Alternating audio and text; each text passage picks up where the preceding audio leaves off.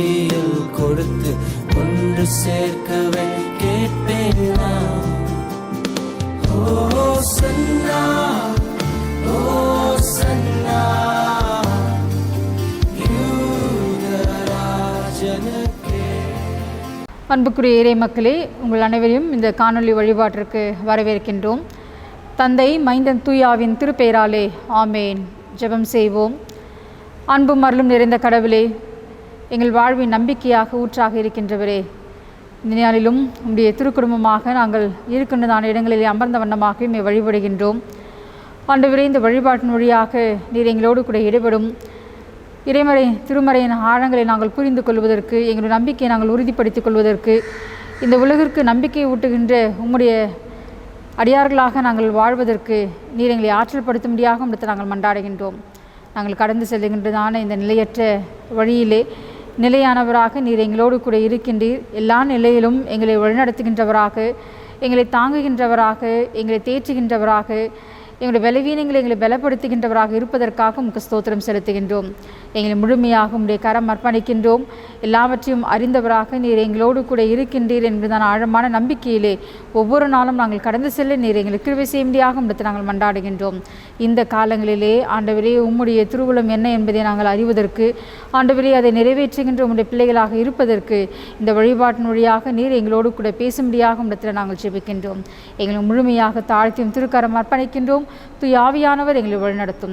இயேசுவின் வழியாக ஜெபிக்கின்றோம் எங்கள் அன்பின் கடவுளே, ஆமேன். இந்த வழிபாட்டுக்கு துவக்கமாக கடவுளாம் மகிமைக்காக நம் அனைவரும் இணைந்து புது வாழ்வு பாடல்களில் 59வது பாடலை நாம் சேர்ந்து பாடுவோம்.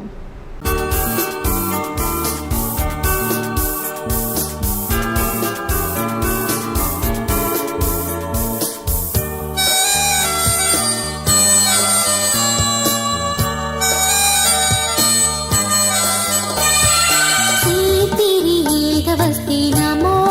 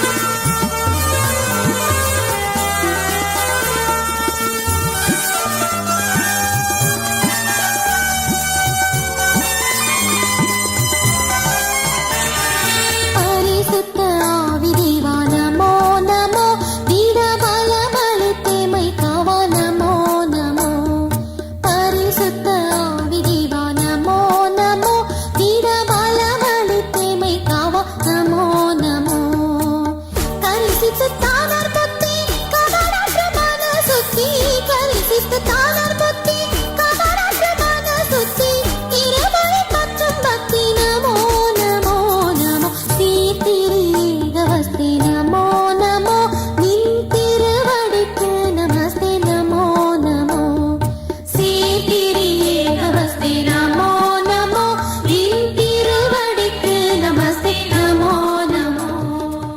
இரண்டாம் வழிபாட்டு முறைமையை நாம் பின்பற்றுவோம். நாம் கடவுளை தொழுவோம். கடவுள் ஆவியாய் இருக்கிறார். அவரை தொழுது கொள்கிறவர்கள் ஆவியோடும் உண்மையோடும் அவரை தொழுது கொள்ள வேண்டும்.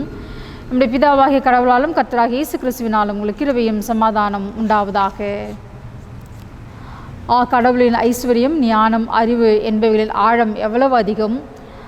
அவர் நியாய தீர்ப்புகள் புத்திக்கு எட்டாதவைகள், அவர் வழிகள் ஆராய்ச்சிக்கு எட்டாதவைகள். சகலமும் அவரால், அவர் மூலமாகவும் அவருக்கென்று இருக்கின்றது. என்றைக்கும் அவருக்கே மகிமை உண்டாவதாக. ஆமேன். ஆண்டவரே, எங்கள் உதடுகளை திறந்தருளும். அப்பொழுது எங்கள் வாய் உம்முடைய புகழை அறிவிக்கும். பிதாவுக்கும் குமாரனுக்கும் தூய ஆவிக்கும் மகிமை உண்டாவதாக. ஆதியிலும் இப்பொழுதும் எப்பொழுதும் சதா காலங்களிலும் மகிமை உண்டாவதாக. திரியேக கடவுளை நாம் போற்றுவோம். சேனைகளின் கடவுளாகிய கர்த்தரே, நீ பரிசுத்தர் பரிசுத்தர் பரிசுத்தர்.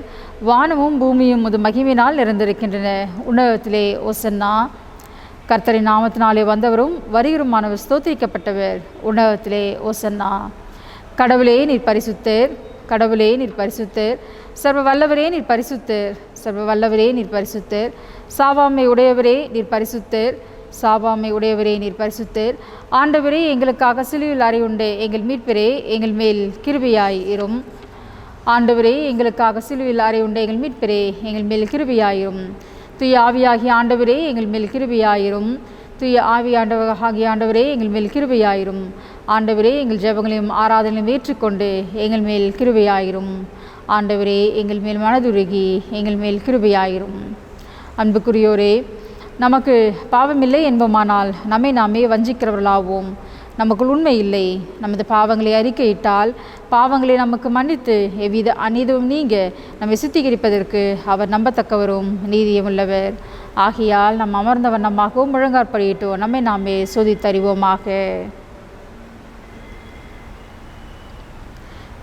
சர்வ வல்லமுள்ள கடவுளத்தில் நாம் நமது பாவங்களை மனத்தாழ்மையாக அறிக்கை செய்வோம். இரண்டாம் பாவரிக்கின் ஜெபத்தை நாம் சேர்ந்து எடுப்போம். எங்கள் தந்தையாம் கடவுளே, நினைவினாலும் வார்த்தையினாலும் செய்கையினாலும் உமக்கு விரோதமாய் பாவம் செய்திருக்கிறோம். முழு மனதோடு நாங்கள் உம்மை நேசிக்கவில்லை. எங்களிடத்தில் நாங்கள் அன்பு கூறுவது போல் அயலாரிடத்தில் நாங்கள் அன்பு கூறவில்லை. எங்கள் மேல் இரக்கமாயிருக்க உம்மை வேண்டிக் கொள்கிறோம். எங்கள் பாவ அழுக்கை நீக்கி எங்களை சுத்திகரியும். எங்கள் குற்றங்களை விட்டுவிட எங்களுக்கு உதவி புரியும். எங்கள் ஆண்டவர் இயேசு கிறிஸ்துவின் மூலமாய் வேண்டிக் கொள்ளுகிறோம் பிதாவே. ஆமேன். சர்வ வல்லமையும் மிகுந்த இரக்கமுள்ள ஆண்டவர் மன்னிப்பையும் பாவ நிவர்த்தியும் நம்ம கட்டளையிட்டவர்களே வாழ்க்கையை சீர்படுத்துவதற்கான காலத்தையும் தமது பரிசுத்தாவின் கிருபையின் தேற்றலையும் தந்தருள்வாராக. ஆமேன். ஆண்டவரை துதியுங்கள். ஆண்டவர் நாமம் துதிக்கப்படுவதாக. திருமறை பாடம் படிக்க கேட்போம். இன்றைய வழிபாட்டிற்கென்று படிக்க கொடுக்கப்பட்ட திருமறை பாடம் யோவான் நற்செய்தி நூல் 1ஆம் அதிகாரம் வசனம் 1 துவங்கி 18 முடியே. யோவான் 1ஆம் அதிகாரம் வசனம் 1 துவங்கி 18 முடியே.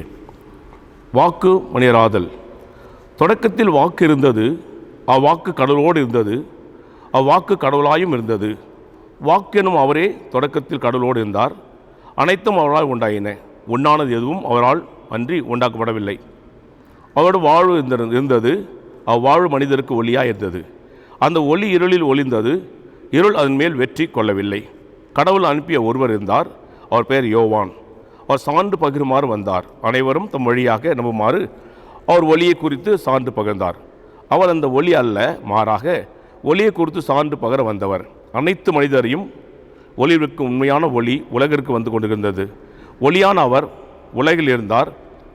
உலகு அவரால் தான் உண்டானது, ஆனால் உலகு அவரை அறிந்து கொள்ளவில்லை. அவர் தமக்குரியவரிடம் வந்தார். அவருக்கு உரியவர்கள் அவரை ஏற்றுக்கொள்ளவில்லை. அவருடன் நம்பிக்கை கொண்டு அவரை ஏற்றுக்கொண்ட ஒவ்வொருக்கும் அவர் கடவுளின் பிள்ளைகள் ஆகும் உரிமையை தந்தார். அவர்கள் இரத்தத்தினாலே, உடல் இச்சையினாலே, ஆன்மக விருப்பத்தினாலோ பிறந்தவர்கள் அல்ல, மாறாக கடவுளால் பிறந்தவர்கள். வாக்கு மனிதர் ஆனார், நம்முடைய குடிகொண்டார். அவர் ஆட்சிமை நாங்கள் கண்டோம். அருளும் உண்மையும் நிறைந்து விளங்கியவர் தந்தையின் ஒரே மகன் என்னும் நிலையில் இம்மாட்சியை பெற்றிருந்தார். யோவான் அவரை குறித்து, எனக்கு பின் வரும் இவர் என்னை விட முன்னிடம் பெற்றவர், ஏனெனில் எனக்கு முன்பே இருந்தார் என்று நான் இவரை பற்றியே சொன்னேன் என உரத்த குரலில் சான்று பகிர்ந்தார். இவரது நிறைவின்றி நாம் யாவரும் நிறைவாக அருள் பெற்றுள்ளோம். திருச்சட்டம் மோசே வழியாக கொடுக்கப்பட்டது, அருளும் உண்மையும் இயேசு கிறிஸ்து வழியாக வெளிப்பட்டன. கடவுளை யாரும் என்றுமே கண்டதில்லை. தந்தையின் நெஞ்சத்திற்கு நெருக்கமானவரும் கடவுள் தன்மை கொண்டருமான ஒரே மகனே அவரை வெளிப்படுத்தியுள்ளார் என்பது. பாடம் முடிந்தது.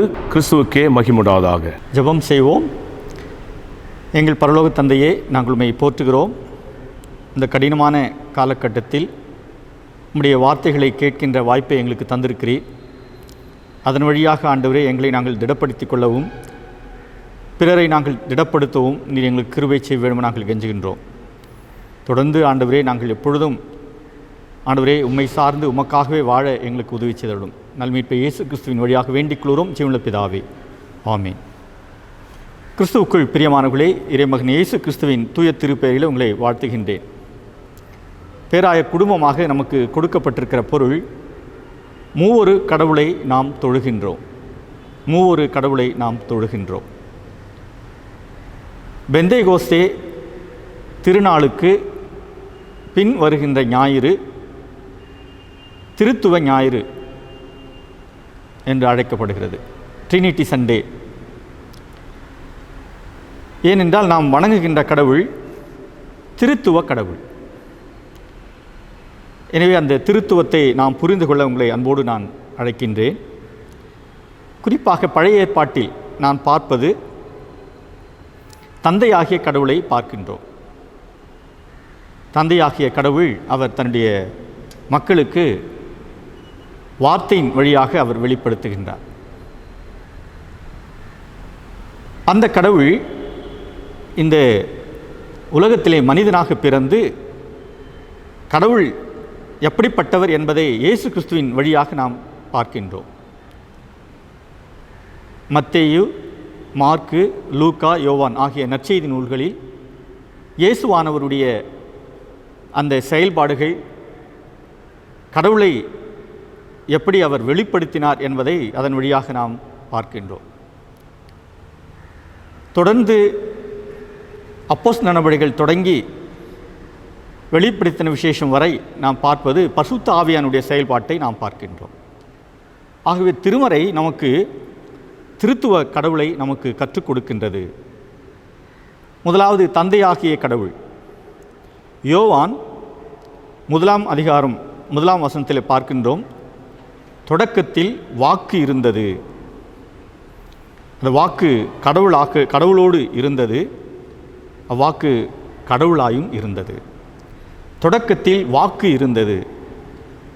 வார்த்தையை மட்டும்தான் தொடக்கத்திலே மனிதர்கள் கேட்டார்கள், கடவுளை அவர்கள் காணவில்லை. கடவுளை யாரும் எப்பொழுதும் கண்டதில்லை என்பதை திருமறை நமக்கு ஆழமாக நமக்கு அதற்றை கற்றுக் கொடுக்கிறது. மோசேக்கு கடவுள் வெளிப்படுத்துகின்ற பொழுது விடுதலை பயண நூல் 3 அதிகாரம் 6 வசனத்தில் பார்க்கின்றோம். அங்கே தன்னை மோசேயோடு அறிமுகம் செய்து கொள்கிறார். நான் ஆபிரகாமின் கடவுள், ஈசாக்கின் கடவுள், யாக்கோபின் கடவுள் என்று அங்கே தன்னை வெளிப்படுத்திக் கொள்கின்றார். கடவுளுடைய வார்த்தையை மாத்திரம் மோசே கேட்டார், ஆனால் கடவுளை அவர் காணவில்லை. அதே கடவுள் அவர்களை எகிப்திலிருந்து அவர்களை விடுதலையாக்கி இங்கே சீனாய் மலையிலே கொண்டு வந்து நிறுத்தி அந்த கற்பனைகளை கொடுக்கின்ற பொழுது, 10 கற்பனைகளை அவர் கொடுக்கின்ற பொழுது அங்கே மோசேயோடு சொல்கின்றார், நானே உன் கடவுளாகிய ஆண்டவர், அடிமை வீடாகிய எகிப்து நாட்டிலிருந்து உங்களை வெளியேறச் செய்தவர். எனவே அந்த கடவுளை அவர்கள் மறக்கக்கூடாது என்பதை அங்கே நினைவுபடுத்துகின்றார். உங்களை விடுதலையாக்கியவர் நான் என்று அங்கே அவருக்கு விளக்குவதை நாம் பார்க்கின்றோம். எனவே அந்த கடவுளை அவர்கள் மறக்கக்கூடாது என்ற ஒரு போதனையை கட்டளையின் வழியாக அவர்களுக்கு கொடுக்கப்படுகிறது. அதே வேளையில் இவர்களை மட்டும்தான் கடவுள் நேசித்தாரா என்று அல்ல. திருமறை எந்த இடத்திலேயும் அவர்களை மட்டும்தான் இந்த யூதர்களை மட்டும்தான், இந்த இஸ்ரேலை மட்டும்தான் கடவுள் நேசித்தார் என்பதற்கான சான்றுகள் எங்கும் இல்லை.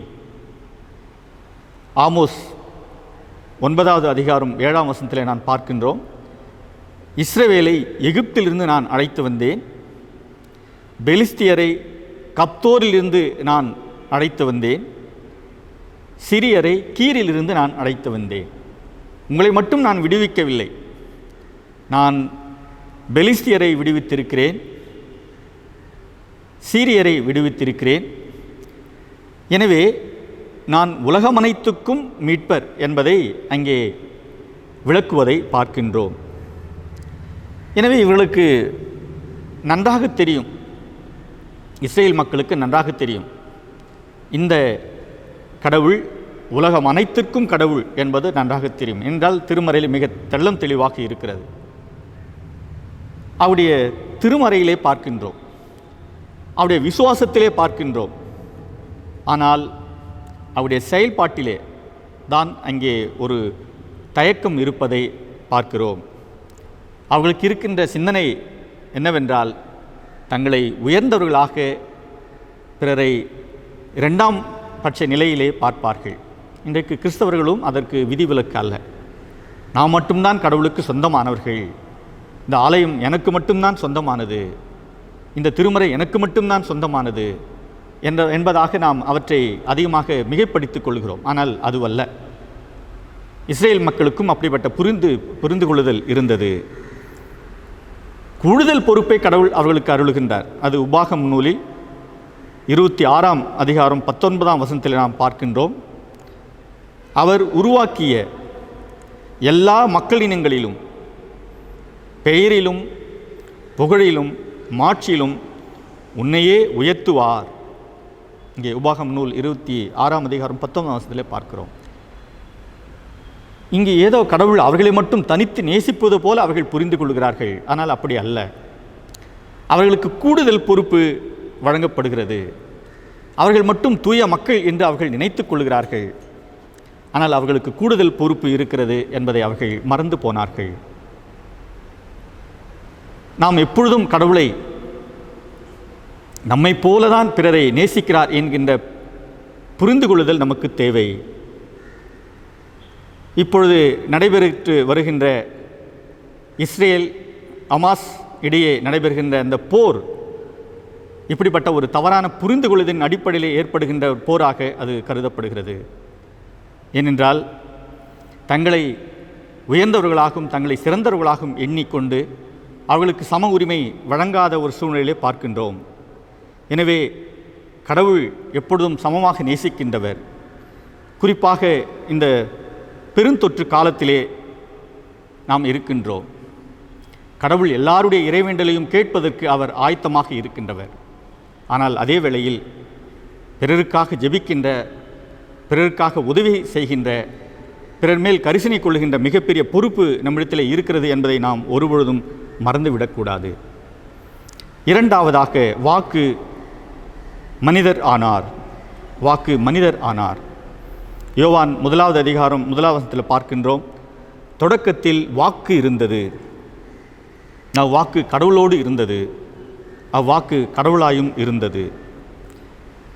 அந்த வாக்கு கடவுளோடு இருந்தது, அந்த வாக்கு கடவுளாயும் இருந்தது என்பதாக பார்க்கின்றோம். இயேசு கிறிஸ்துவினுடைய சீடர்கள் அவருடைய உயிர்த்தெழுதலுக்கு பின்பாக அவர்கள் சொல்கின்றார்கள். அது 1 யோவான் 1வது அதிகாரம் 1ஆம் வசனத்திலே பார்க்கிறோம், நாங்கள் கேட்டோம், கண்ணார கண்டோம், உற்று நோக்கினோம், கையால் தொட்டு உணர்ந்தோம். அந்த மகிமையான கடவுளை நாங்கள் தொட்டு உணர்ந்தோம், அவர் சொல்ல கேட்டோம், அவரிடத்திலே பழகினோம், அவரோடு சேர்ந்து உண்டோம் என்பதாக அங்கே அவர்கள் எழுதுவதை பார்க்கின்றோம். கடவுளுடைய முழுமையான மாட்சியை இயேசு கிறிஸ்துவின் மூலமாக அவர்கள் கண்டார்கள். யோவான் 1வது அதிகாரம் 14ஆம் வசனத்திலே நாம் பார்க்கிறோம், அவரது மாட்சியை நாங்கள் கண்டோம், அவருடைய மாட்சியை நாங்கள் கண்டோம். மோசே சொல்லுகின்ற பொழுது யாத்திராகும் 34ஆம் அதிகாரம் 6ஆம் வசனத்திலே அங்கே அவருடைய மாட்சியை அவர்கள் கண்டார்கள். ஆனால் கடவுளுடைய உருவத்தை அவர்களால் காண முடியவில்லை. ஆனால் இங்கு மனித சாயலிலே வந்த இயேசு கிறிஸ்துவை அங்கே அவர்கள் கடவுளுடைய மாட்சியை முழுமையாக அங்கே அவர்கள் உணர்ந்தார்கள், அவர்கள் கண்டார்கள், அவர்கள் அனுபவித்தார்கள். அது என்ன மாட்சி? அது அருளும் உண்மையும் நிறைந்த மாட்சி. அங்கே கிருபை இருக்கிறது, அங்கே உண்மை இருக்கிறது என்பதாக பார்க்கிறோம். இயேசு கிறிஸ்துவிலே இறை ஞானத்தை அவர்கள் கண்டார்கள், இயேசு கிறிஸ்துவிலே இறை ஆற்றலை முழுமையாக கண்டார்கள், இயேசு கிறிஸ்துவிலே இறை உறவை அவர்கள் கண்டார்கள், இயேசு கிறிஸ்துவின் வழியாக தந்தையாகிய கடவுள் எப்படிப்பட்டவர் என்பதை அவர்கள் உணர்ந்தார்கள். மூன்றாவதாக தூய ஆவியானவராகிய கடவுள். யோவான் 16ஆம் அதிகாரம் 7ஆம் வசனத்தில் நாம் பார்க்கின்றோம், நான் போவதால் நீங்கள் பயனடைவீர்கள். இயேசுவானவர் தன்னுடைய சீடர்களுக்கு சொல்கின்றார், நான் போவதால் நீங்கள் பயனடைவீர்கள். நான் போகாவிட்டால் துணையாளர் உங்களிடம் வரமாட்டார். நான் போனால் அவரை உங்களுக்கு அனுப்புவேன் என்று சொல்கின்றார். எனவே இங்கு தூய ஆவியானவராக நம்முடைய குடிகொண்டிருக்கின்ற இறைவன், அது கிறிஸ்துவின் ஆவி என்பதை திருமறை நமக்கு மிக தெள்ளந்தெளிவாக நமக்கு கூறுகின்றது. யோவான் 16ஆம் அதிகாரம் 12ஆம் வசனத்திலே நான் பார்க்கிறோம், நான் உங்களிடம் சொல்ல வேண்டியவை நிறைய இருக்குது, அவற்றை எல்லாம் உங்களால் தாங்க இயலாது. ஏனென்றால் தூய ஆவியர் வருகின்ற பொழுது அவர் முழு உண்மையை நோக்கி உங்களை வழிநடத்துவார். எனவே அவர் உங்களுக்கு கற்றுத்தருவார். என்றால் எதை இயேசுவானவர் சொல்லிக் கொடுத்திருக்கிறாரோ, கற்றுத்தந்திருக்கிறாரோ, இயேசுவிடத்திலே கண்ட அத்தனை தன்மைகளும் அவருடைய ஆவியின் வழியாக நம்மால் உணர முடியும். மத்தேயு 5ஆம் அதிகாரம் 27 முதல் 48 வரை இருக்கிற அந்த பகுதியிலே பார்க்கின்றோம். இந்த பகுதியெல்லாம் பழைய ஏற்பாட்டில் கொடுக்கப்பட்டவை. ஆனால் இயேசுவானவர் அதற்கு ஒரு புதிய விளக்கம் கொடுக்கிறார். பாவம் என்ன என்பதற்கு ஒரு விளக்கம் கொடுக்கிறார், நீதி என்ன என்பதற்கு விளக்கம் கொடுக்கிறார், தீர்ப்பு என்ன என்பதற்கு விளக்கம் கொடுக்கிறார்.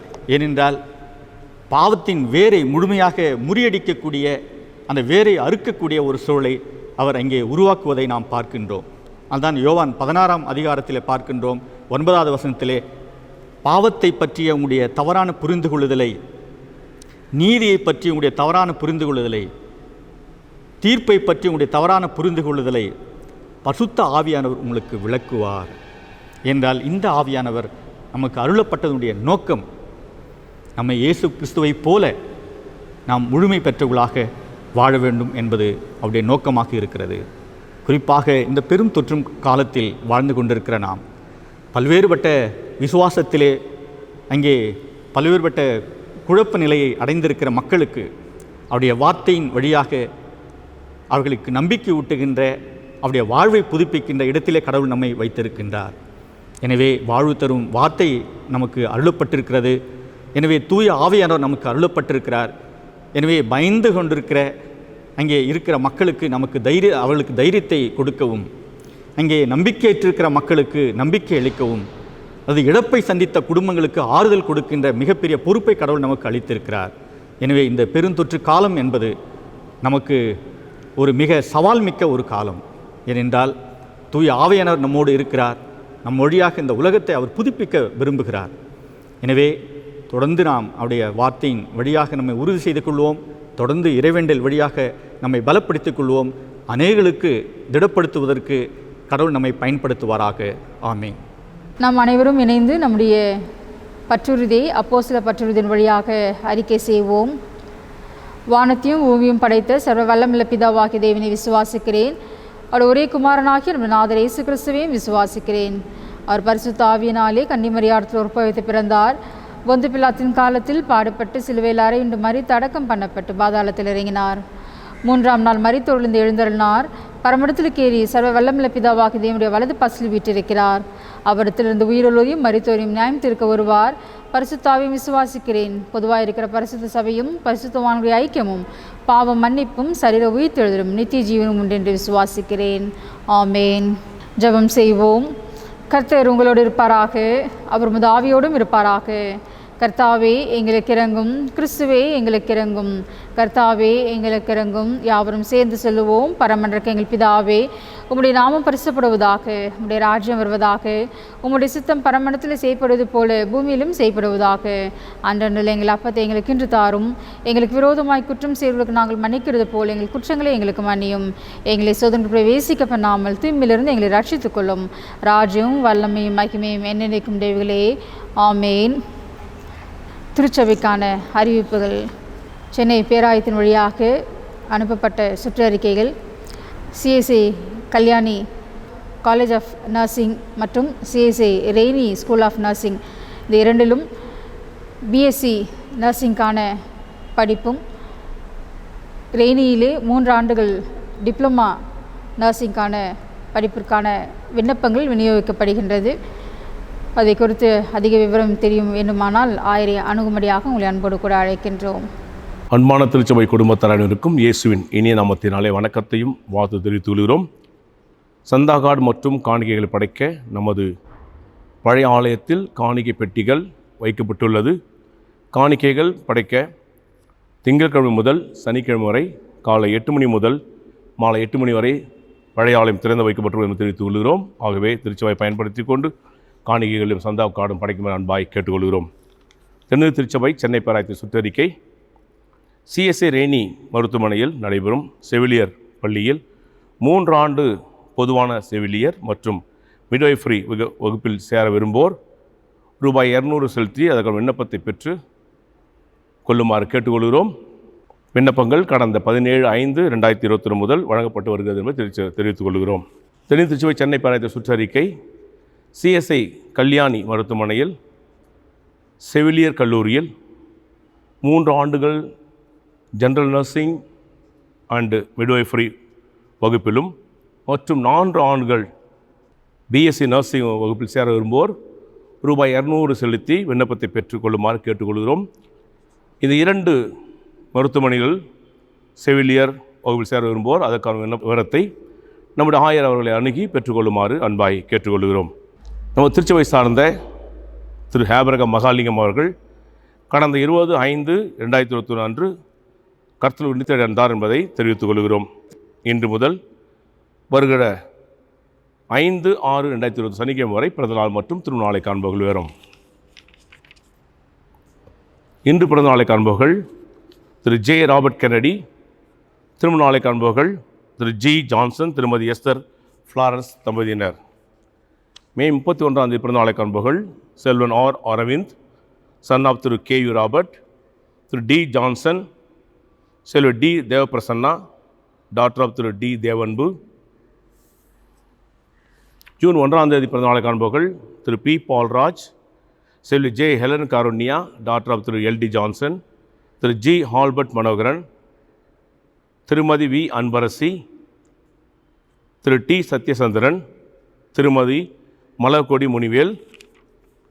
ஜூன் 2 பிறந்தநாளை காண்பவர்கள் திரு கே மகேஷ், திரு இ ஆபிஸ் Jabakumar, son of Thiru S Yesurajan, Thirumathi Merlin Kirubai, wife of Thiru Wilson Vasu, Thirumathi Mangai, Thirumathi S Merlin, wife of Thiru A Solomon Raj, Selvar Hanson Shalom, son of Thiru IR ஹான்டோ எடிசன் லீவர், Selvi Helen Swetha, daughter of Thiru T Noah, Thiru ஹை George Stephen, son of Thiru S Israel Vimalan, குழந்தை R Anitha Remola, daughter of Thiru S Rajesh, Thiru K Selvakumar.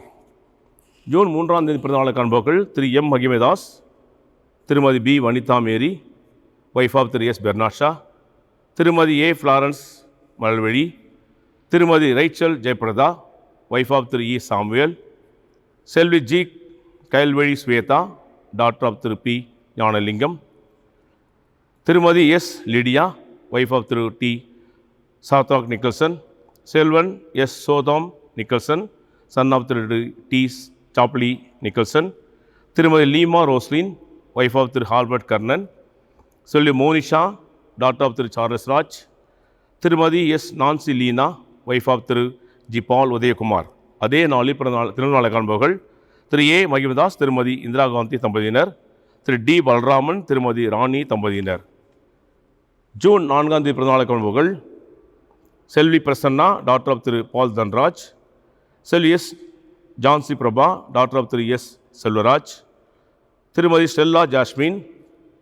Thiru C Sathyapriyan, son of Thiru T சத்யசந்திரன்.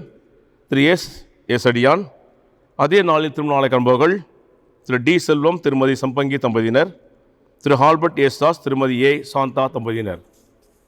June 5ஆம் தேதி பிறந்தநாளை காண்பவர்கள் Selvi P Karen Keerthana, daughter of Thiru G Baskaran Benjamin. Thirumathi A Kavitha, wife of Thiru P Andrews. Thiru M Ambedkar, Thiru E Simon, Thiru T Inbathamizh. அதே நாளில் திருமணநாளை காண்பவர்கள் திரு S Dharmaraj, திருமதி Joyce Elizabeth தம்பதியினர். திரு M Johnson Vasantharaj, திருமதி S சகாய சேசை தம்பதியினர். பிறந்தநாள் மற்றும் திருமணநாளை காண்பவர்களை நாங்கள் வாழ்த்துகின்றோம். கிறிஸ்துவுக்குள் பிரியமான திருச்சபையர் யாவரையும் இரட்சகராகிய இயேசு கிறிஸ்துவின் இனிய நாமத்தினாலே வாழ்த்துகின்றேன், ஸ்தோத்திரங்களை தெரிவித்துக் கொள்கின்றேன். கடந்த வார காணிக்கை விவரங்களை பார்ப்போம். பொது காணிக்கை 80 ரூபாய், சந்தா 1170 ரூபாய், நற்செய்தி பணிக்கான நிதி 880 ரூபாய், ஏழைகள் நிதி 1050 ரூபாய், சிறுவர் ஊழியத்திற்கான நிதி 800 ரூபாய், வாலிபர் ஐக்கியத்திற்கான நிதி 620 ரூபாய், பெண்கள் ஐக்கியத்திற்கான நிதி 530 ரூபாய், ஆண்கள் ஐக்கியத்திற்கான நிதி 480 ரூபாய், பேராய விடுதி 740 ரூபாய், தசமபாகம் 3930 ரூபாய், மொத்தம் 10,280 ரூபாய் பொது நிதியில் வங்கியில் செலுத்தப்பட்டுள்ளது. அதேபோல் ஆலய கட்டிட நிதியாக 3400 ரூபாய், ஆலய பராமரிப்பு நிதியாக 910 ரூபாய், மொத்தம் 4310 ரூபாய் ஆலய கட்டிட நிதியில் வங்கியில் செலுத்தப்பட்டுள்ளது. மொத்தமாக 14,590 ரூபாய் கடந்த வாரம் காணிக்கையாக திருச்சபைக்கு வந்தது என்பதை திருச்சபைக்கு அறிவிக்கப்படுகிறது. நன்றி, வணக்கம். ஜெபம் செய்வோம். இந்த வாரத்தில் தங்களுடைய பிறந்தநாள் மற்றும் திருமணநாள் காணுகின்ற பிள்ளைகளுக்காக நாம் ஜெபிப்போம்.